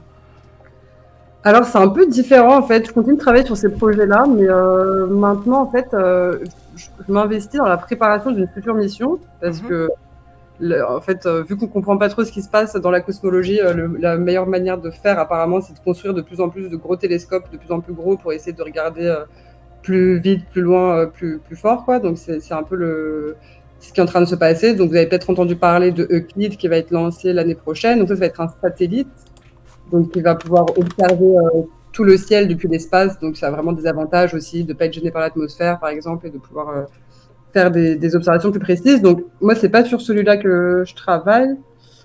Je sais pas si tu vas me montrer une photo. Bah, j'allais montrer Euclide, mais du coup, au moment où tu dis c'est pas celui-là, j'allais montrer Euclide. Du coup, j'attends la suite maintenant. On peut quand même dire deux mots sur Euclide en vrai, parce que c'est aussi intéressant et c'est un projet sur lequel la France et l'Europe sont pas mal impliquées. Donc, je pense que ça va être. Enfin, c'est sûr que tout le monde va en entendre parler quand ça va être lancé. Je pense que c'est d'ici même pas un an. Donc voilà, ouais, c'est ce satellite-là qui est en préparation déjà depuis pas mal d'années et qui, espérons-le. Il y a le bullet cluster derrière sur l'illustration, j'ai C'est l'impression. ça, exactement. Ouais, c'est vrai. Tout à fait. Et donc vraiment, son pitch de vente, c'est vraiment, on va essayer de comprendre ce que c'est l'énergie noire, notamment. Enfin bon, après ça c'est, je pense que tous les projets en ce moment sont vendus soit pour l'énergie noire, soit pour découvrir de nouvelles planètes. Ouais, de toute façon, la cosmologie et les exoplanètes, ça a toujours bien marché pour les financements. C'est ça, exactement, c'est ça qui vend. Et donc, ouais, donc ça va être assez incroyable. Et en même temps, il y a aussi d'autres missions qui sont développées depuis, pour observer le ciel depuis le sol, parce que c'est pas les mêmes. Enfin, il y a différentes forces et différentes faiblesses de regarder de l'espace et du sol. Et donc, il y a notamment le futur télescope qu'on appelle LSST. Enfin, maintenant, il a un nouveau nom. Il s'appelle d'ailleurs le Rubin, non? Vera Rubin, exactement. Ouais, c'est ça. Et qui est aussi en construction et qui devrait commencer à faire ses premières lumières dans un an et demi, je ne sais plus exactement. Bon, ça, je devrais savoir, mais en tout cas, dans des échelles de temps relativement proches quand même. Et en gros, donc moi, j'ai été embauchée pour travailler un peu là-dessus, parce que le labo où je suis est pas mal impliqué donc, dans la préparation de certains instruments qui vont être dans ce télescope. Donc, ce télescope sera au Chili, comme beaucoup de télescopes d'ailleurs. Et l'idée, en fait, c'est de préparer aussi la science qu'on va faire une fois que ce télescope pourra prendre de la lumière, quoi, parce que ça se prépare vraiment en amont, vu toutes les années nécessaires pour préparer ce télescope et le mettre en activité. Bah, il faut aussi se préparer une fois que les données vont commencer à arriver, pour faire des analyses cosmologiques dessus, quoi. Qu'est-ce qu'il a de particulier ce télescope du coup? C'est quoi? Il observe en visible, en infrarouge? Parce que je vois qu'il y a un miroir sur le schéma. Ouais, il observe en visible pour le coup, en je sais plus 4 ou 5 bandes. Donc les bandes, c'est des zones, enfin des couleurs en gros, quoi. Et en fait, ce qui est assez fort, c'est qu'il a un grand champ de vision. Enfin, c'est ça le terme. Et du coup, il va pouvoir relativement rapidement observer tout le ciel, en fait. Et donc, la manière dont sont prévues les choses, c'est que il va faire des observations du ciel entier répétées. Donc, tous les, je sais plus combien de temps, on aura une image du ciel presque, enfin entier, tout ce que lui il peut observer de sa position, en gros, mais d'une très grande partie du ciel, en gros. Et donc ça a plusieurs avantages. Déjà, en fait, au fur et à mesure, quand on aura plein d'images du même endroit du ciel, et en fait, si on les additionne, ça va faire des images de plus en plus profondes, donc on va regarder de plus en plus loin. Et en fait, on aura aussi cette très grande surface. Et après, pour certains astronomes, ce qui est aussi intéressant, c'est de regarder comment les choses évoluent au cours du temps. Et donc, en fait, à terme, l'idée, c'est qu'on aura une sorte de vidéo de 10 ans du ciel entier, quoi, genre, parce qu'ils ont prévu qu'il fonctionnera pendant 10 ans. Et donc, en ayant ces images très répétées, en fait, on aura vraiment une sorte de vidéo du ciel, quoi. Donc, c'est assez... ça n'existe pas encore, quoi. Donc, après, il y a plein de sciences différentes qui vont être faites avec ça. Il y a des gens qui regardent donc des événements transients, c'est-à-dire des événements qui apparaissent et qui disparaissent. Il y a des gens comme moi qui sont plus intéressés sur le côté, on va avoir des images très profondes du ciel partout, donc on va avoir beaucoup, beaucoup de galaxies et essayer de vraiment comprendre comment la matière noire se distribue sur tout le ciel, en gros, d'avoir vraiment cette cartographie un peu en 2D. Vous allez même pas voir si elle bouge, du coup. Ouais, après, c'est vrai, mais je pense pas qu'elle bouge à cette échelle de temps. Hein. Ça, je sais pas. C'est vrai que moi, j'ai été habitué à des choses qui se passent vite dans la recherche que j'ai faite. Donc, je me rends pas du tout compte, dans ton domaine à toi, s'il y a des choses qui se passent vite ou pas. Je pense que rien ne se passe vite, en vrai. Hein. Je pense que les choses sont à part... enfin vraiment, ouais, dans tout ce qui est matière noire et tout, je pense que l'univers peut être considéré comme on a vraiment une image à un moment donné, quoi. Mais Ouais, parce que moi, dans ce que je faisais, c'était de la fraction de seconde qui se passait des trucs, donc mais c'était sur les j'ai fait des systèmes plaqués. occultations stellaires en fait. J'ai travaillé avec des ombres, moi. C'est quand des choses passent devant Ouais, le soleil. et ça peut durer une fraction de seconde dans certaines configurations en fait. Ah ouais. Ah oui, donc c'est Donc, pas du tout les mêmes ah challenges, bah quoi. non, C'est vraiment à trouver des choses qui se.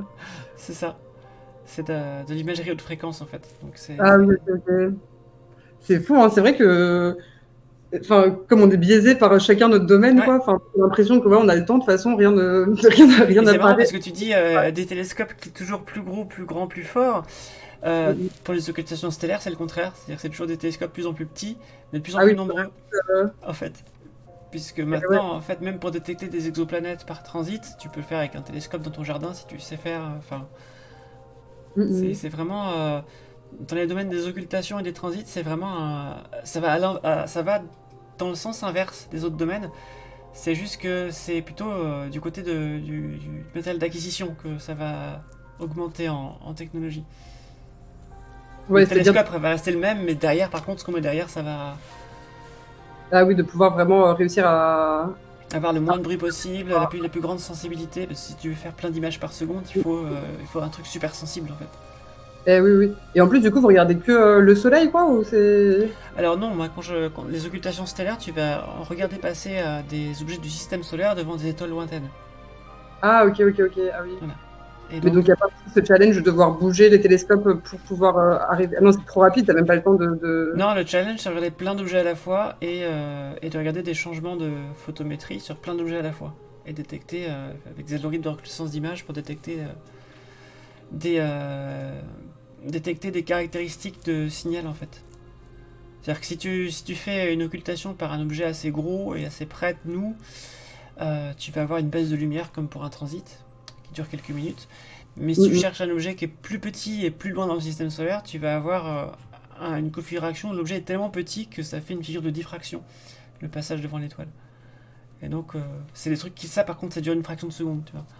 Ah ouais, putain, j'avoue, c'est pas du tout les mêmes challenges. Ok, Et, c'est bien. euh, et ouais, c'est vrai que les collègues qui font de l'astrophysique sur de l'extragalactique ou du galactique, des choses comme ça, ils vont avoir des grosses quantités de données parce qu'ils ont observé beaucoup de sources pendant très longtemps. Alors que dans le domaine des occultations, c'est t'observes une source pendant une heure, une soirée, t'as déjà 10 teraoctets de données Ah quoi. ouais, c'est fou. Mais au final, il y a aussi ce truc d'avoir énormément de données aussi, quoi, même si ça Ouais. correspond à un événement. Mais ça, c'est ouais, j'ai l'impression que c'est quand même assez global de devoir de plus en plus gérer Ouais. des grandes quantités de données, de réussir à en tirer de l'information intéressante, quoi. Mais. Bah d'ailleurs, il y a de plus en plus de domaines où on fait appel à de la science participative. J'ai eu Hugo Tranin il y a quelques semaines qui travaille sur les trous noirs pour détecter des trous noirs de masse intermédiaire, ils font appel au public en fait pour les aider à faire un premier passage à l'œil sur les images. Dire ah il y a un truc, allez checker ça parce qu'ils ont des tonnes et des tonnes de données quoi.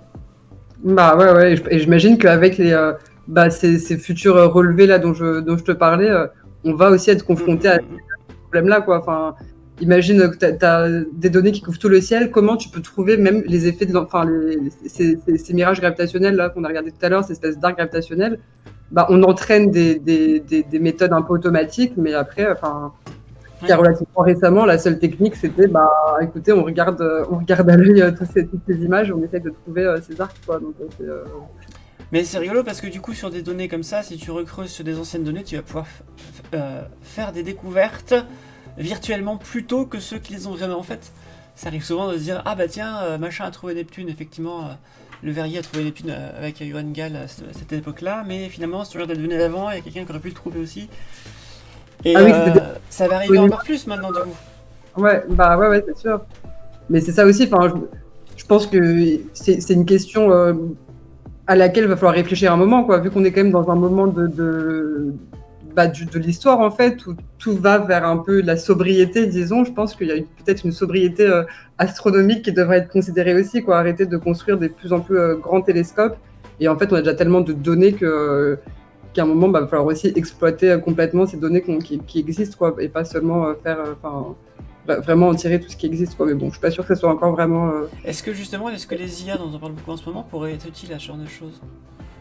Ouais, bah je sais que ça a été. Enfin, il y a eu une grande mode des IA qui est toujours là en fait en astro, quoi, parce qu'effectivement une solution qui est très intéressante pour pouvoir trouver des choses dans des grandes données ou traiter ces données. Mais après, la question, c'est comme avec toutes les nouvelles méthodes, hein, c'est de voir comment on fait ça, enfin, comment faire ça intelligemment pour réussir à vraiment trouver des choses significatives et des choses qu'on comprend, en fait, quoi. Parce que le problème avec ces méthodes, ça peut être que parfois, c'est un peu une boîte noire, quoi. Et ok, on comprend un peu ce que ça fait, mais pas complètement, en fait, quoi. Et donc, c'est très dur de maîtriser après les biais que ça peut créer sur nos résultats et tout ça, quoi. Donc je pense qu'effectivement, c'est des outils qui sont déjà utilisés et qui vont être de plus en plus utilisés, mais je pense qu'il y a quand même encore beaucoup, enfin, on n'est pas complètement encore au clair avec comment les utiliser au mieux, peut-être. Rotenskull te demande en détail du coup ce qui se passerait, c'est qu'on observe un mouvement de galaxies ou d'amas et du coup ça permet de déduire la présence de matière noire. On superpose des images de différentes époques par le télescope sur tout le ciel et on regarde ce qui a bougé, c'est ça le principe? En gros, en fait, pour ce que je fais moi, j'ai pas besoin de ce film en fait. Tout va être pareil à toutes les époques. Donc moi, ce qui m'intéresse, c'est vraiment juste d'additionner ces images pour avoir des images très profondes. Par contre, en Cosmo, par exemple, tout à l'heure on parlait d'énergie noire. Donc comment est-ce que il y a des questions en fait qui sont un peu cachées dedans. C'est pour mesurer l'expansion en fait de l'univers et l'expansion accélérée, ce qu'il faut, c'est observer des objets, connaître leur distance et connaître leur vitesse. Pour dire, oui, plus ils sont loin et plus ils s'éloignent vite et même, voilà, de plus en plus vite, quoi. Et en fait, ça, il y a quand même une question qui est assez, qui est pas du tout triviale, c'est comment on mesure la distance des choses en astro, parce qu'on a encore une fois cette image en 2D et on peut pas juste dire, ok, ça, je sais, c'est loin, enfin, c'est plus ou moins loin, quoi. Et on pourrait se dire, oui, plus une chose est loin et plus elle est petite et moins elle est lumineuse, mais en fait, on ne sait pas exactement. Pour ça, il faut savoir quelle est sa taille de base, quoi. Nous, ça marche sur Terre parce qu'on sait quelle taille font les choses et donc on arrive après à trianguler et à dire quelque chose est plus loin parce que c'est plus petit. Mais entre une grosse étoile qui serait très loin et une petite étoile qui serait près, en fait, on ne peut pas vraiment savoir. Et ça, c'est sans prendre en compte le problème de l'extinction interstellaire par les nuages qui camoufleraient la vue entre toi et la source, quoi. C'est pour ça qu'il y a des gens qui travaillent sur cartographier la poussière autour du Soleil pour savoir si tu regardes par là, il n'y a pas un truc qui gêne. Enfin voilà, ça gêne pour la physique stellaire, mais j'imagine que ça doit gêner aussi quand tu étudies des galaxies. S'il y a un nuage dans la Voie lactée qui est entre toi et la galaxie que tu regardes. Ouais, parce qu'en fait, ça va la rendre moins brillante que ce qu'on penserait, et du coup, on peut confondre entre guillemets, cette extinction et la distance à laquelle elle se trouve, quoi. Parce que donc c'est vrai, il y a vraiment plein d'effets comme ça qui rentrent en jeu, et c'est très compliqué, ouais, de savoir de mesurer ces distances-là. Et tout ça pour dire qu'en fait, ce dont on a besoin, c'est des objets, des classes d'objets en fait pour lesquels on sait, ok, cet objet-là, je sais quelle est sa brillance de base, et du coup, je sais que si je l'observe avec cette brillance-là, ça veut dire qu'il est à cette distance. Et bien sûr, en corrigeant pour ces histoires de poussière et tout ça, d'extinction et de tous les effets qui peuvent arriver. Oui, c'est ce qu'a fait Henrietta Swan-Leavitt avec les céphéides. Exactement, c'est ça. Ouais, exactement. C'est la première étape en fait, parce que ça, c'est des étoiles donc qui sont relativement proches, parce qu'il faut qu'on puisse les observer en tant qu'étoiles. Et en fait, elles ont une luminosité variable, et en fait, c'est la fréquence de variation, si je ne me trompe pas, qui est. Ça, je sais pas, mais c'est des étoiles dont la lumière varie en tout cas. Ouais.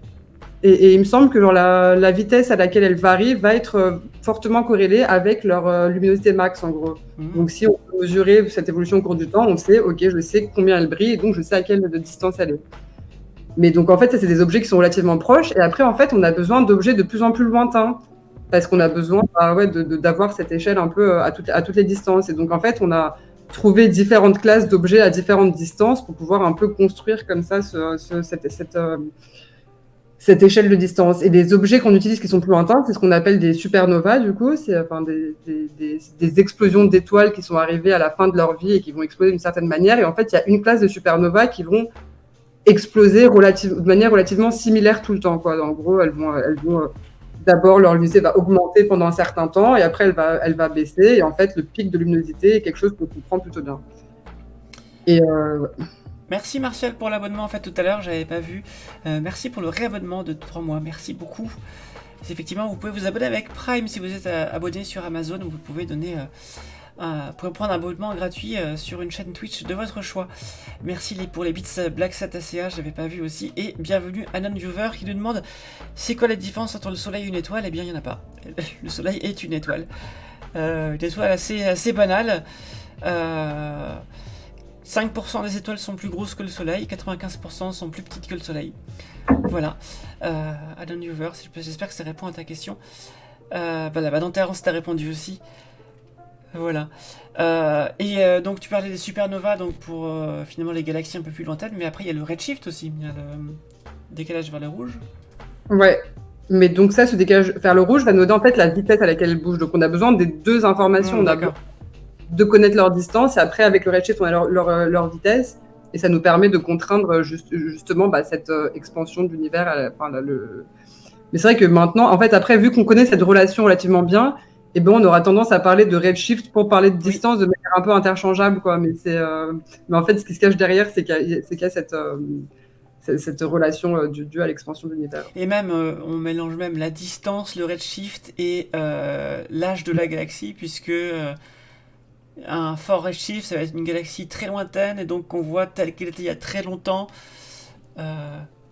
Et telle qu'elle était, qui se trouvait du coup dans l'univers qui était plus jeune en fait. Donc le redshift, ouais, c'est ça, c'est aussi on en parle pour dire plus l'âge de l'univers que l'âge de la galaxie en fait. La galaxie qui se trouve dans un univers, c'est un peu. Et en plus, là, cette galaxie n'est plus du tout là où on la voit, puisque l'univers a grandi. Et c'est compliqué la cosmologie. Ouais, il y a plein d'effets en vrai qui sont tellement intermêlés. Et en fait, en plus, on a tellement l'habitude justement d'utiliser les choses les unes pour les autres, quoi, entre distance, redshift, temps, que parfois faut bien garder ça en tête, quoi, toutes ces différentes structures. Ça, c'est vrai, c'est un truc que j'ai compris que sur le tard, c'est qu'en fait, l'univers a 13,8 milliards d'années. Donc, si tu prends une galaxie à 13,8 milliards d'années-lumière, tu la vois à 13,8 milliards d'années-lumière, mais en fait, elle est plutôt à 40 ou 50 milliards d'années-lumière, parce que l'univers a grandi entre-temps. Et ce que tu vois, c'est la galaxie, quand elle était à cette distance-là, tu vois cette lumière-là. Mais en fait, maintenant, au bout de 13,8 milliards d'années, elle est plus loin, en fait. Donc, c'est le bordel, en fait. Bah, c'est clair, et en plus, c'est vraiment s'imaginer ça, genre ça donne presque vertige, c'est-à-dire parce que pendant que la lumière avançait de la galaxie vers nous, l'univers s'expandait, cette lumière a traversé des choses, il y a vraiment genre, tout évolue de manière complètement entremêlée, quoi. Donc c'est...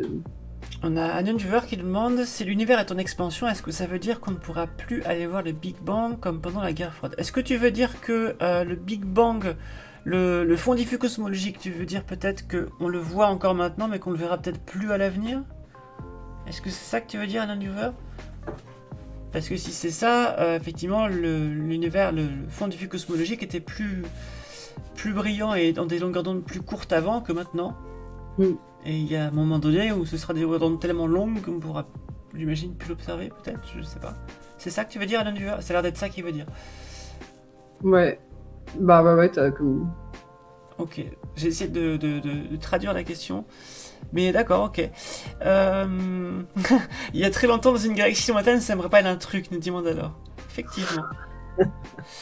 Skull nous dit Mind blown, je croyais que le redshift c'est la distance. Ben là en fait c'est la vitesse, puisque c'est l'effet Doppler, c'est tu sais le camion de pompier qui s'approche de toi, qui a un son plus aigu que quand il s'éloigne, ben c'est un effet dû à la vitesse, pas à la distance du camion en fait ça. Et là c'est pareil, c'est que la galaxie qui s'éloigne, sa couleur est déviée vers le rouge, elle s'approche plutôt vers le bleu, mais c'est une histoire de vitesse. Ouais. Mais après c'est vrai que, j'ai dit dans la vie courante, en tout cas quand on travaille et qu'on parle de galaxies, on parle toujours de leur redshift et on pense vraiment aussi à leur... on pense distance quand on parle de redshift aussi, quoi. Donc c'est... Ouais, Et ouais. Et les planétologues, c'est encore pire. Pour eux, la glace, ça peut être des choses bien glacées du début du système solaire, mais ça peut être aussi des choses dans des états super chelous de la matière dans les planètes géantes aujourd'hui, alors que c'est pas de la glace, c'est plus de la glace, mais on appelle ça de la glace. pour les physiciens stellaires, l'hydrogène et l'hélium, c'est cool. Tout ce qui est plus lourd que ça, c'est du métal. Ce que j'allais dire, exactement. Il y a vraiment genre, C'est le bordel, l'astrophysicien, c'est le bordel. Bon, bah, je pense qu'on a déjà pas mal parlé de ton travail de recherche. Je te propose qu'on parle de ton travail de vulgarisation maintenant. Moi, je t'ai connu par Space Apéro sur Instagram. Est-ce que tu peux nous présenter Space Apéro déjà? Qu'est-ce que c'est? Et si tu as d'autres activités de vulgarisation, on veut tout savoir. Voilà. ouais. Alors en fait, c'est marrant que tu aies découvert Space Apéro sur Insta parce que c'est pas du tout là où on est le plus actif en fait. Parce que Space Apéro, on fait surtout des vidéos sur YouTube. Enfin, moi, ça c'est un peu le fait de raconter un peu l'histoire de comment ça a commencé. En fait, Space Apéro, donc on a commencé à faire ça il y a 2 ans. Bah, on a commencé pendant le premier confinement. Donc voilà, c'est comme quoi il y a des choses qui sont un peu positives. Et quand je dis on, c'est parce que c'est pas juste moi en fait. Bah, des copains. Il y a un copain en particulier, Xavier, qui doit être dans le chat en ce moment et qui Bonjour, travaille. Pierre Baptiste qui pose des questions depuis tout à l'heure, je crois qu'il est attentif. Et en gros, lui, il travaille plutôt dans le domaine de la télé, enfin de l'audiovisuel. En fait, on se connaît depuis longtemps et à chaque fois, on se disait ah mais il faut trop qu'on fasse des vidéos ensemble, il faut trop qu'on fasse quelque chose et tout. Et sauf que bah voilà, il y a des choses qui arrivent pas parce que voilà, personne n'a le temps. Enfin, on n'est pas forcément dans le même pays et tout ça. Et du coup, pendant le confinement, bah, on a commencé à faire ces fameuses vidéos, enfin, en faire une d'abord, on a mis beaucoup de temps et à travailler dessus. Et en fait, bah, voilà, c'est comme ça que Space Apéro a commencé. Et en fait, même ce nom Space Apéro, en fait, ça vient de, je pense que tu dois connaître ça aussi, en fait, mais quand on fait de la recherche en astro et qu'on a des potes qui font pas d'astro, et ben en fait, il y a plein de fois où genre, au bout de quelques pintes, les gens sont là, mais attends, mais c'est quoi un trou noir? Attends, qu'est-ce que c'est ces trucs-là ou ces trucs-là? Et en fait, ben, on s'est dit, on va essayer de faire des vidéos pour parler de ça, quoi. Tiens, bah, Et donc justement, voilà. je vois la vidéo qui est en une, là, c'est Paradoxe de la nuit noire, Paradoxe d'Olbert, on en parlait tout à l'heure, justement. Ouais, exactement, c'est ça, ouais, c'était là. Bon, elle commence un peu à dater parce qu'on est un peu, on n'est pas forcément très régulier, quoi, mais ouais, c'était ça le projet de base. Donc on a fait ces vidéos et en fait, ce qui était vraiment intéressant pour moi aussi, c'est que du coup, j'ai découvert plein de trucs, enfin des métiers entre guillemets de visuel, quoi, parce qu'on a genre des copains qui font des trucs différents. Donc on a un copain qui fait des animes qui sont super belles. Johan, voilà, on te salue. On a un copain qui fait la musique qui est super bien aussi. Enfin donc, ce qui était cool dans ce projet, c'est qu'au final, il y avait plein de gens qui rapportaient un peu leur expertise à eux pour faire un truc un peu tous ensemble, quoi. Donc c'était, enfin, c'est ça que j'aime Du beaucoup coup, dans vous ce. êtes combien dans Space Apéro? En fait, on est surtout deux avec Xavier à faire, enfin, à créer en gros qui avons créé vraiment le projet. Et après, il y a un nombre plus ou moins variable de copains qui viennent, enfin, qui font de différentes parties. Donc, ouais, comme je dis, il y a Johan qui fait les graphismes, il y a Edouard qui fait la musique, il y a Adrien qui fait le côté, enfin, qui s'occupe vraiment de la technique, enfin, de filmer et tout ça. Je suis sûre que j'ai oublié des gens, mais il y a, bon, bah, Xavier, si tu veux rajouter des gens dans le chat, tu peux aussi le dire. Et ouais, donc on est quelques-uns comme ça. Et après, donc dernièrement, ouais, on a aussi un peu étendu nos activités. Donc en plus de ces vidéos qu'on essaie de sortir de temps en temps, on fait aussi des lives maintenant tous les semaines. Donc enfin un peu similaire à ce que tu fais toi au final. Enfin même si c'est plus court, quoi. C'est des formats vraiment plus de 1 heure et demie qu'on fait tous les dimanches.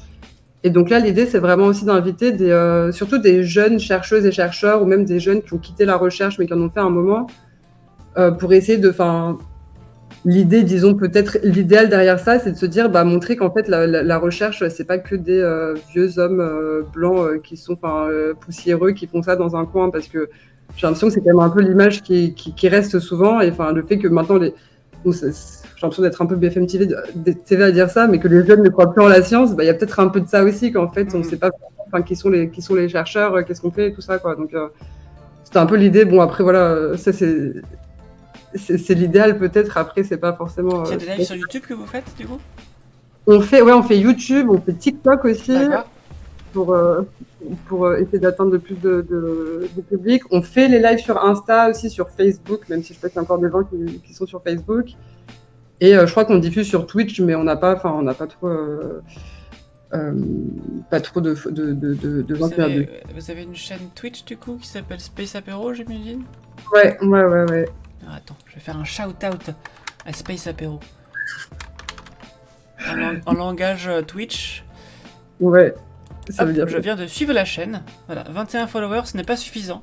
Donc allez follow Space Apéro, c'est inadmissible. Allez follow Space Apéro, c'est important. Regardez, hop, Space Apéro, voilà. Alors du coup, quels sont vos contenus typiques? Donc il y a les interviews, il y a des vidéos de vulgarisation. Ouais. Qu'est-ce qu'il y a d'autre sur la chaîne de Space Apéro du coup? Bah, en fait, c'est surtout ça, quoi. On a vraiment ces deux formats-là. Enfin, Mhm. bah, après, c'est un peu une évolution, parce que les lives, on a commencé assez récemment. On a commencé ça il y a quelques mois, alors que les vidéos vraiment préparées, écrites, de vulgarisation, ça fait déjà plus longtemps. Et donc pour le moment, c'est vraiment les deux côtés, quoi, de pouvoir d'un côté vraiment aborder des thématiques un peu en profondeur, en ayant vraiment étudié le texte, enfin vraiment, un truc un peu préparé, tout ça. Et après les lives, bah en plus c'est pas que de l'astro, enfin voilà, c'est un peu différents domaines de la recherche. On a eu un copain qui fait des maths, là on a eu un copain qui fait de la physique plus chimie un peu. Enfin voilà, on essaie de faire un peu différentes thématiques. D'accord. Donc ouais, ça c'est vraiment les deux. Et j'espère un jour te voir en live, t'inviter en live Space Mais Apéro. carrément, ce serait trop bien. Après, bon, moi j'habite à Lyon, pas à Paris, donc il faut trouver une Ouais. solution. Mais sinon, j'ai un fond vert, je peux m'incruster sur ta vidéo si tu veux. Bah ouais, j'ai pensé, mais le problème c'est que, bon là, c'est pas technique, mais genre vu qu'on fait aussi live sur TikTok, on peut pas gérer ça comme les autres lives, quoi. Donc faudra... Mais on en rediscutera, on trouvera un moyen, un moment de faire... Ça marche. de Est-ce que faire tu as d'autres activités de vulgarisation ou d'enseignement que tu fais? Est-ce qu'il y a d'autres façons de transmettre de la science que tu pratiques? Ouais, alors pour le moment, plus trop. En fait, j'ai fait différents trucs au cours de mes années de recherche. Donc pendant ma thèse, quand j'étais en fait, je trouvais ça plus facile de faire de la médiation en France quand même, enfin, et de la vulgarisation en France. Et donc pendant ma thèse, j'avais fait tous les trucs un peu qu'on fait souvent quand on est chercheur, les journées de la science. On va vraiment avec les labos pour parler aux enfants. Enfin, ce qui est aussi quelque chose les fêtes de la science, quoi, c'est toujours assez marrant. J'avais fait aussi des cours, des ateliers d'astro en prison quand j'étais en thèse Ouais. aussi. C'était un autre public, mais c'était hyper En intéressant. prison? Attends, c'est avec qui que t'as fait ça? C'était avec le Génépi, c'était une asso qui faisait vraiment Tu connais pas un certain Noël Robichon? euh, Je crois que c'était lui qui faisait ça à l'Observatoire de Paris. Je sais plus, mais je sais qu'il y avait quelqu'un à l'Observatoire de Paris quand j'y étais qui faisait ça. Ok, trop. Je sais plus qui c'était. Et tu sais pas si ça existe encore du coup, parce que... Bah, c'était dans les années 2007 à 2014. Je sais plus qui c'était qui faisait ça. Mais je sais qu'il y a quelqu'un qui faisait ça spécifiquement dans les prisons à l'Observatoire de Paris. Mais je sais plus qui c'était. C'est con. Ok, ouais, bah si ça te revient, parce que moi j'avais fait ça à Marseille pour le coup, Ouais. donc c'était au Baumette, mais c'est vrai que c'était un truc que j'avais fait, sur lequel je suis tombée un peu par hasard, mais au final, c'est un public auquel on pense pas forcément en prison en fait déjà de base, quoi, et alors qu'en fait, c'est aussi, Ouais, parce qu'ils ont une privation de liberté, mais ça reste des personnes en fait qui ont une Ah, vie et qui ont. Enfin, ouais, c'est ça, et en fait, bon, je sais pas si on va rentrer dans ce débat maintenant, mais faut voir aussi à quoi servent les prisons et est-ce qu'elles remplissent vraiment leur mission de réinsertion. Il y a plein de choses qui rentrent en jeu, quoi, et c'est pas juste en oubliant que les prisons existent que ça va résoudre les problèmes, quoi. Donc c'était voilà, bref, sans trop rentrer dans les détails. Donc c'était quelque chose que j'ai fait pendant ma thèse. Après, qu'est-ce que j'avais fait aux US? Il y avait un truc, comment ça s'appelait? Astronomie on Tap. Je sais pas si ça existe en France aussi, mais c'était en gros des événements dans des bars où une fois par mois, on organisait, on faisait venir des chercheurs pour faire Oui, c'est un petit peu comme Pit of Science en fait, mais version astro. Ouais, c'est ça. Et c'est aussi, Pint of Science, c'est plus, c'est hebdomadaire aussi, non? C'est un truc annuel? C'est annuel, ouais. Adlon Viewer, s'il te plaît, ici on va éviter de propager la haine. Donc, s'il te plaît, calme un petit peu tes propos. On n'est pas en train de parler de ça, d'accord? Voilà, très bien, ça c'est fait. Qu'est-ce que je voulais dire d'autre? Non, je pense que c'est bon. Du coup, les prisons, est-ce que tu as fait de l'enseignement aussi à part ça durant ta thèse peut-être? Ouais, j'ai fait de l'enseignement pour ma thèse. J'en ai fait pendant mon postdoc en Angleterre aussi. Là, j'en fais plus, mais ouais, c'est quelque chose que j'aime bien. Je fais aussi là je suis dans une asso qui donne des. Enfin, en gros, je suis une élève pour essayer de l'aider en maths et en physique, quoi. Donc, tu vois, c'est l'aspect plus un peu enseignement aussi. Je pense que c'est aussi une sorte d'encourager les jeunes à faire de la science, enfin même à travers l'école, quoi. Enfin, il y a des trucs D'accord. qui existent aussi comme ça, ouais. Qu'est-ce que je voulais dire? Salut Sergent Dac 90, merci Dayon pour la réponse. Mais je pense qu'on a fait un petit peu le tour de plein de choses. Je vois qu'il est déjà 22h26. Est-ce qu'il y avait d'autres choses que tu... Je pense qu'on peut en parler pendant des heures en fait encore. Est-ce qu'il y a des choses qui vont arriver pour toi dans ton travail de recherche, dans ton travail de vulgarisation bientôt? J'ai déjà partagé différents liens par rapport à tout ce que tu m'as dit. Genre par exemple, c'est quoi quand le prochain live, la prochaine interview, la prochaine vidéo? Ouais, alors on a une prochaine vidéo ça fait un moment qu'on n'avait pas posté de vidéo vraiment de vulgarisation, on était plus concentrés sur les lives, mais là il y a une vidéo qui arrive normalement samedi prochain, qui va parler de Hubble, donc du télescope spatial Hubble. Je me suis dit que là maintenant on parle beaucoup du James Webb, c'est la relève, mais Hubble nous a quand même donné tellement d'images incroyables. Ça fait 30 ans qu'il est là et il est toujours vaillant, donc c'est un petit hommage à Hubble. Donc ouais, samedi prochain sur la chaîne Space Apéro sur YouTube, surtout ça va sortir, a priori. Voilà, donc j'ai mis le lien Space Apéro 4218. Est-ce que c'est parce que vous n'avez pas réussi à avoir Space Apéro tout court, ou est-ce que il y a des significations? Je pense que c'est pour ça. Je crois que c'est Xavier qui a créé la chaîne pour le coup, donc il doit avoir l'explication, mais à mon avis, c'était juste le seul truc qui était disponible. Ouais. Ou alors il se passe quelque chose entre la Loire et 18, c'est quoi le 18 ? C'est quoi le 18 ? J'ai un trou. Pourtant, quand j'étais petite, j'avais collectionné les départements sur le frigo, là. Mais... de cordon bleu, c'est là. Le Cher, voilà. La Loire est chère. Loire est chère. Est-ce que c'est ça, Ariatis? Est-ce que c'est ça? Je ne sais pas. Ça me donne envie de me faire un Hubble Tea. Pas mal, Marc Tanglefer. Joli JDMI, joli jeu de mots indépendant. Bravo à toi. On arrive au bout de cette interview de Anna Niemiec, qui est astrophysicienne et qui travaille sur la matière noire, les amas de galaxies, et qui fait partie de l'équipe de la chaîne Space Apéro. Est-ce que tu as encore autre chose à dire qu'on aurait oublié? Et sinon, on va passer au quiz. Non, je pense qu'on a pas mal couvert le sujet déjà. Donc j'ai mis déjà le lien de la chaîne YouTube. Je mets aussi le lien du compte Twitter Space Apéro. Est-ce qu'il y a d'autres liens que je pourrais partager pour que les gens puissent venir voir ton travail de vulgarisation? YouTube, c'est le principal, je pense. Voilà. C'est là où... Ouais. Et après, sur Instagram, TikTok, c'est Space Apéro aussi, j'imagine. Ouais, Space Apéro partout, de toute façon. Ouais. Voilà. Très bien. Alors du coup, la question, c'est est-ce que tu restes pour le quiz? Écoute, ouais, allez, c'est combien? Des questions, allez. C'est un petit quiz. Alors déjà, on va dire au revoir à YouTube et on va passer au quiz.